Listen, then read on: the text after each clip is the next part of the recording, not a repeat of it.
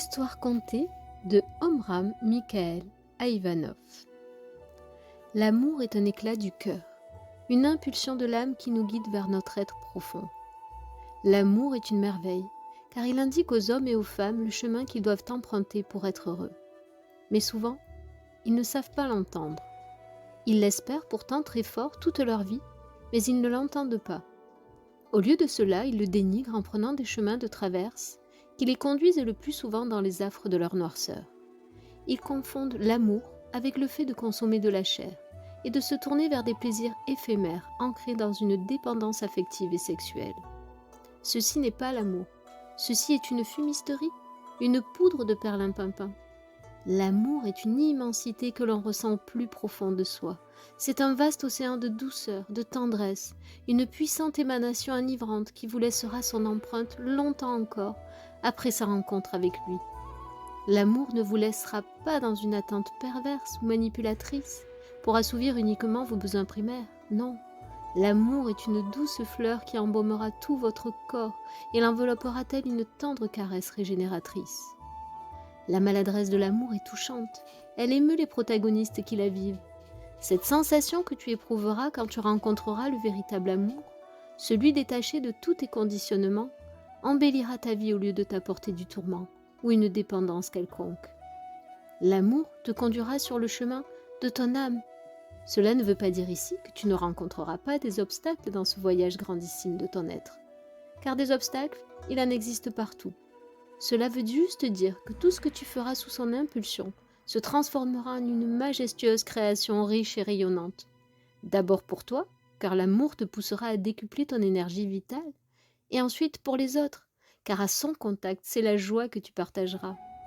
Tu peux donc discerner si l'amour vrai est là, à la puissance des sourires qu'il t'amène à produire et à offrir aux autres.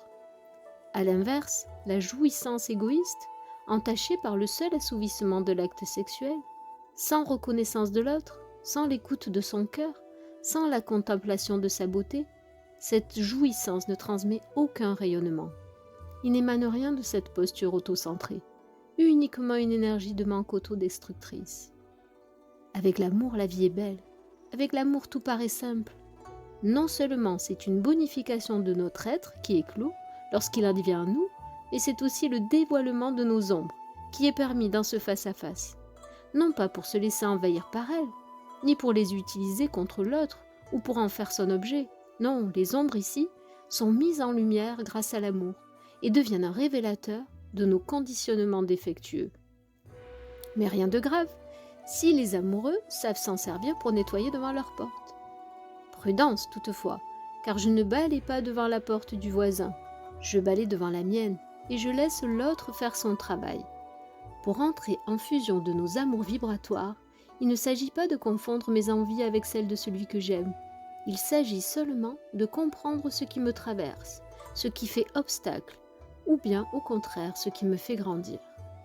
Rien n'est plus beau que de s'offrir cette aventure spirituelle que nous propose l'amour, car c'est bien cela dont on parle ici.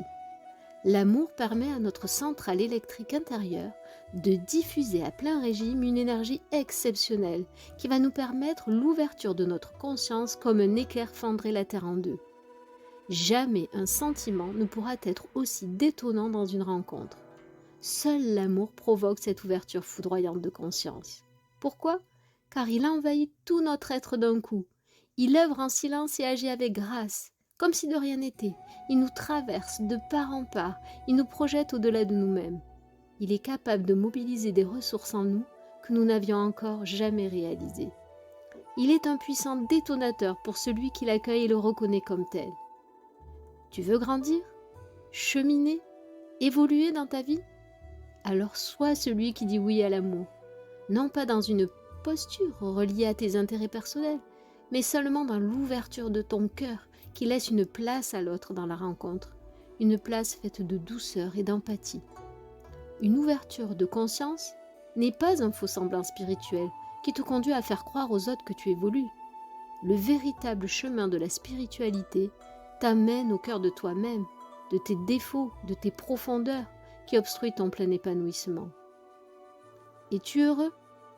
En comprenant cette question et en ne renvoyant pas la responsabilité à l'autre, Tu peux te demander, si tu réponds non à cette question, que faut-il que je bouge dans ma vie pour que les choses changent? Toi seul peux répondre à cette interrogation. Tu veux évoluer? Alors chemine en conscience que toi seul peux exercer ce déplacement. Personne ne pourra le faire à ta place. Tel est le chemin de la foi, et rien de plus. Tous les artifices extérieurs, aussi agréables et généreux soient-ils, sont des soutiens, des outils, mais ils ne sont pas le chemin. Le voyage intérieur et uniquement cela te conduira à devenir une meilleure version de toi-même. Il en résulte de tout cela une éclatante rencontre avec ton être d'abord, des retrouvailles d'amour avec toi-même ensuite, et puis doucement une magnifique danse avec l'élu de ton cœur. Car, en t'aimant toi en priorité, tu peux donner par la suite à celui ou celle que tu aimes une vraie place, une considération respectueuse avec un seul adage. Je ne ferai jamais à quiconque ce que je ne voudrais pas que l'on me fasse. Mais, pour en arriver à cette clarté d'esprit et à cet éclat de conscience, il est nécessaire de cheminer vers soi en premier, en prenant soin de nous-mêmes et en comprenant ce que cette démarche est d'essentiel. Nous pouvons en pleine conscience prendre soin de l'autre, sans rien attendre en retour, et sans établir une quelconque manipulation destructrice. L'amour est un havre de paix qui s'organise à deux dans la passion révélatrice de se trouver soi d'abord. Alors, es-tu heureux ?